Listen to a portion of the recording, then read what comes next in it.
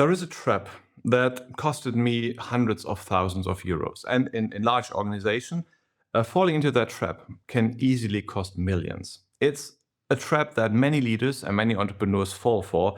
And I just wrote an article about it in the German magazine Focus. And some of my followers just cannot read German. This is why I translated it and will read that for you. If you speak German, feel free, look in the show notes, and there you find the link to the article and also the resources that are quoted. So, glasses on, and let's start. Are you unknowingly falling for the cargo cult? Published on Thursday, August 28th in 2025, and congratulations to my dad who was having his birthday there. So, you are introducing OKRs, you are buying AI tools, you are swearing by agility and believe success will fall from the sky like manna.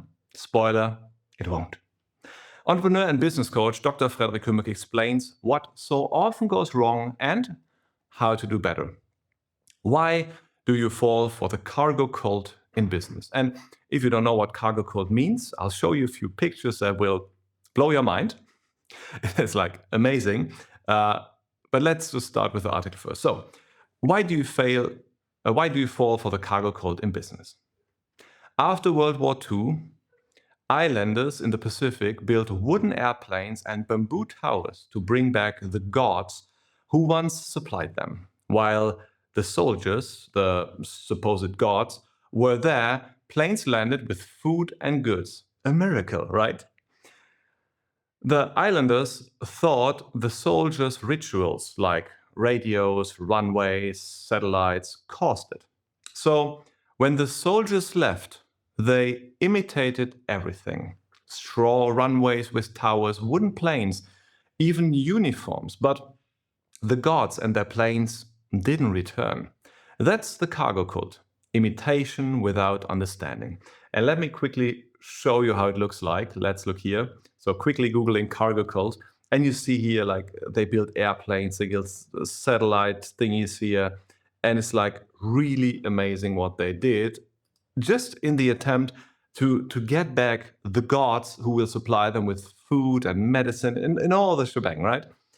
So this is a phenomenon that we see there very clearly, but if we are guilty of that phenomenon, imitation without understanding, we typically don't see it that clearly. And that's one of the biggest problems. And let me show you what it is by reading the article and also tell you how to solve it. Let's move on. In business, we often do the same thing. Google introduces a day when employees can invent something creative and innovate. And suddenly, it's a trend.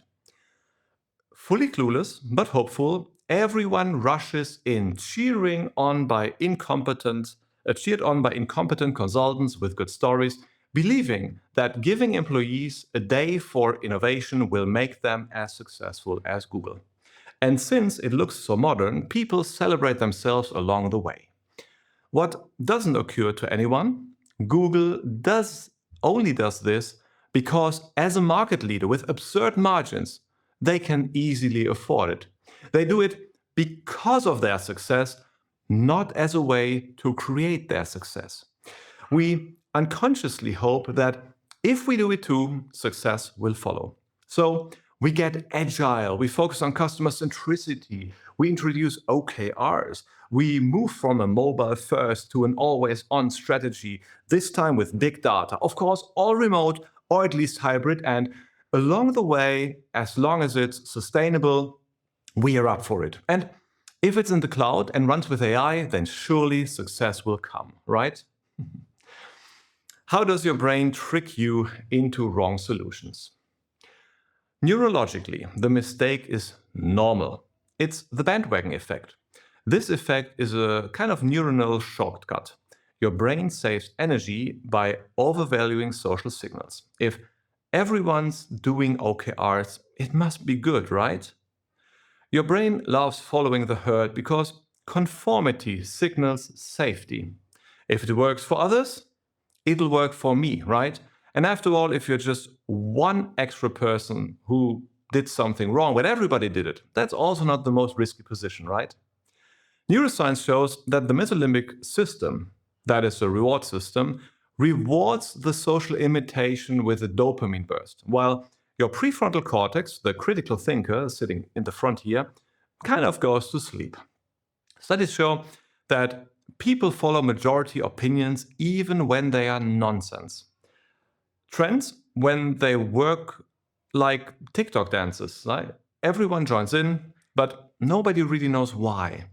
And of course, everyone in business is hopefully searching for the new solution to their problems. But the cargo could only deliver wooden planes that will never take off.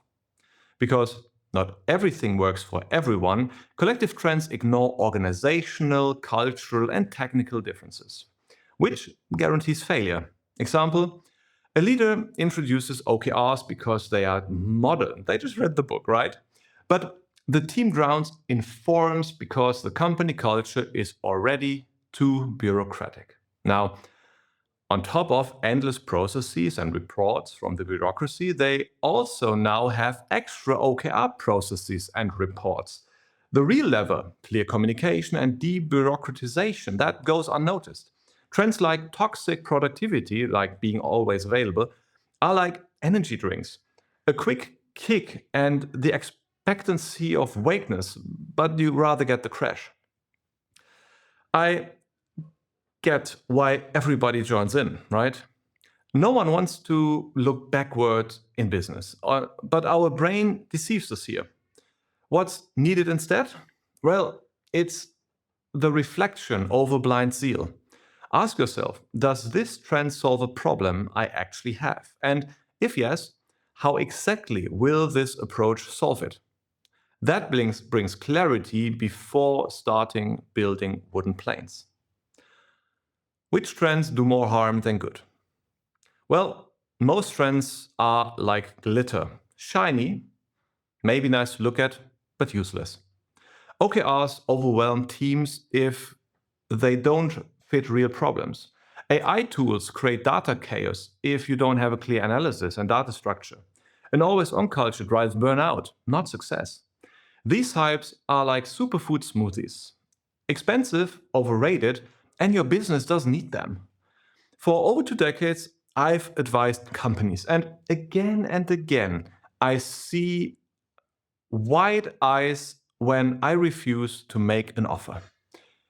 Even when I explain in detail that I'd rather solve deep, real, reluctant problems that are actually worth solving, people stay hypnotized by the trend of the moment and want me to make a proposal for exactly that.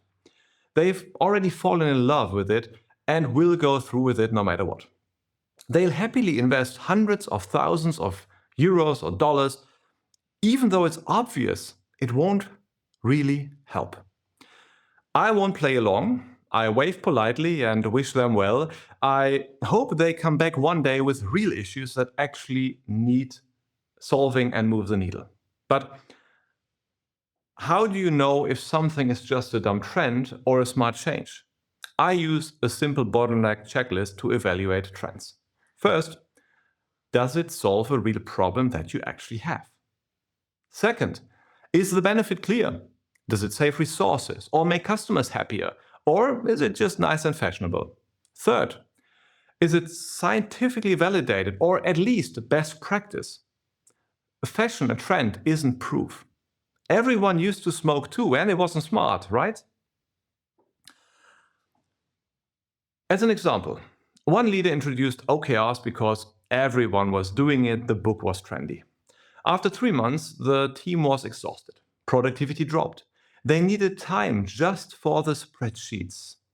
A lever analysis showed the real bottleneck was unclear priorities and interfaces. Introducing OKRs where people fill in extra form sheets wasn't helping there. That's what slowed everything down, the real unclear priority and touch points between the departments, and it had nothing to do with OKRs. She adopted best practices like weekly goal checks and just facilitated good communication at those interfaces between departments. Easy solution after problem was clear, and productivity jumped by over 20% within just only 3 weeks. And I get that you want to test trends, but Please evaluate them before they evaluate you. Scientifically validated methods and best practices, they are like superglue. They hold where things used to fall apart. How do you build strategies that truly fit you? In 3 steps. Forget trends. Long-term best practice are your foundation. In Follow Your Flow, my latest book, which is unfortunately only available in German yet, but we are translating it, no worries, stay tuned. I show how to build strategies based on human behavior logic. Stable, validated, and effective. In short, use 3 steps. First, identify the bottleneck.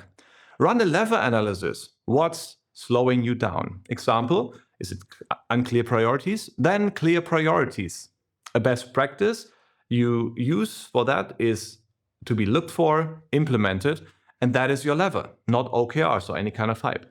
Second, adapt best practices. Use scientifically validated methods and adjust them to your problem. And no, the best practices doesn't mean what everybody does. That would be a common practice. It means what's proven to work. And yes, if you don't know what that is, that's what experts like us are for, then just give us a call. And then third, use the trends only as inspiration. Let them give you ideas on what you could optimize. Like AI for data analysis if your bottleneck is data chaos, and only if it's data chaos and only if it's the best solution. Let's make an example. A leader introduced agility because it was trendy and in. She simply added sprints without changing anything else and actually only pretended to be agile. She built kind of the wooden plane out of bamboo instead of organizing and flying a real one. The team revolted. A leverage analysis we did showed the real bottleneck was lack of resources. They streamlined processes, cut out nonsense steps, and automated 2 task areas. Suddenly, workload matched capacity again. The team thrived. That was scientifically validated practices, and they are like a good espresso. Simple, strong, reliable, and they just get the job done. Question: how do you break free from the cargo cult and build success that truly fits you? Cargo cults in business are the wooden planes. They shine, but they don't fly. Why do we build them? Because of the bandwagon effect. It lures us with dopamine while we ignore the real problems. How do we break the cult? With a solid leverage analysis that exposes our bottlenecks. Then bring in experts for the best practices that actually deliver. Imagine this. You don't introduce OKRs because everybody's done it, but you clarify priorities because your team reports on chaos, and that's what they actually need. The result? Real progress.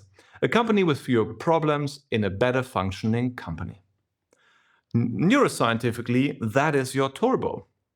Actions that solve your problems activate the ventromedial prefrontal cortex, somewhere here, and thus reduce stress. Why chase trends that don't fit?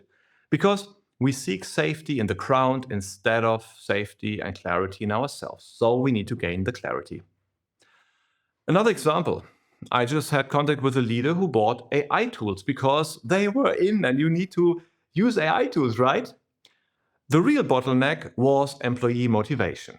Now she had lots of expensive AI licenses, but no staff using them. She switched then to best practices, improved the leadership, set motivating goals, and strengthened communication. The team in the end thrived, and she slept better. Eventually, the team was facing the challenge of not being efficient enough for their goals. With enthusiasm, they tuned into AI and became more productive. Philosophically, success is being in flow with yourself. It's not building planes and doing things that just look like they are nice. Imagine how it feels to crack your bottleneck and think, I really pulled that off. So, whether you are a leader or an employee, grab a pen, note your biggest bottleneck, and ask, what's really holding me back? Your brain will get it, and you'll realize true success isn't copied, it's lived. Start today. Your flow is waiting. And if you need any kind of support along the way, please feel free to contact us. You find the contact details down below in the show note. Thanks for listening. See you in another video. Bye.